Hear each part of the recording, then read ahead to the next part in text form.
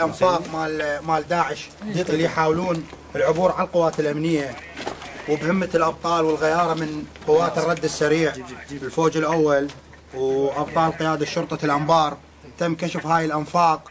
واحنا حاليا بصدد دخلنا ابطال قوه مشتركه من الرد ومن قوات الشرطه لتفجير هاي الانفاق وتفجيرهم على جثثهم اللي قتلناهم، وهاي الاغراض مالتهم اللي الادوات اللي كانوا يستخدموها بالحفر. بالله بشوفها للاعلام خلي يشوفون قذاره داعش. شوفوا هاي قذاره داعش، يحاولون يوصلوا بعد ان عجزوا عن الوصول للقوات الامنيه وجه بوجه، هسه حاولوا قام يحفرون مثل الجردان،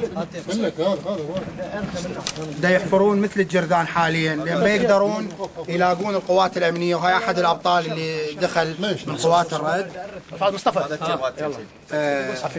دخلنا لهم هسه مواد متفجره شديده الانفجار، راح نفجر هذا النفق عليهم لان هم جردان ويموتون بهاي الانفاق مثل الجردان.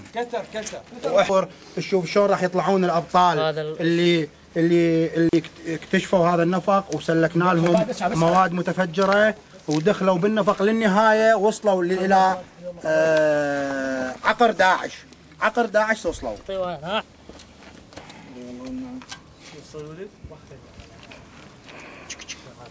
وهاي المجارف هاي المجارف مالتهم، هاي الادوات مالتهم، هاي الادوات مالتهم بواسطه فوس قصيره ومعول قصير وهين.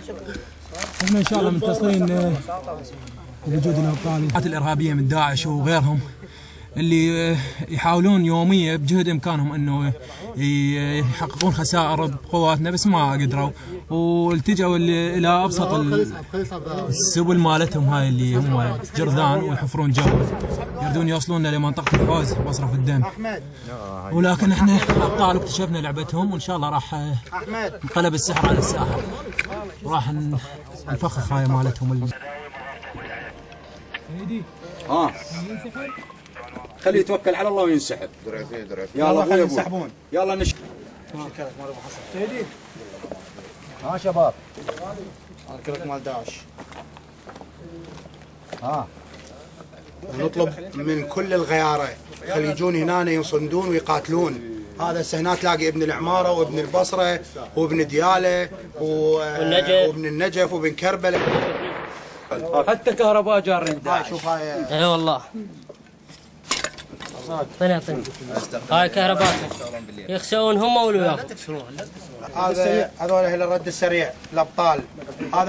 هذا مو من الرماد ودا يقاتل برضه الانبار غير على العراق. خلي يشوفون اللي عافوا ضوي اللي جاي غاد. هذا نافع من قياده شرطه الانبار. شوفوا ماكو فرق بيننا، ماكو فرق بين واحد وواحد. بطل خلي يشوفون. مسدس شيله. مسدسك هذا شيله. اعطيني ايدك. هذا مسدس سيف. هذول ابطال الرد وابطال الشرطه. خلي يشوفون الناس. بس اعزل السلك دير بالك. تعال اخذ الرشاشه منه انزل عليه. داخل جو الصباح والولد كشفوها، حفرنا خلينا بمبا جوا، كشفناها فتح النفق دخلنا جوا، فطلعنا الالات مالتهم والسلاح والعبوات كلها طلعناها برا، وحاليا راح نصورها هسه موجوده داخل. يا حسين بس حمل السلك. اسحب بيه اسحب بس اسحب منها من برا. تعالوا جاوي انا دلي برا بس.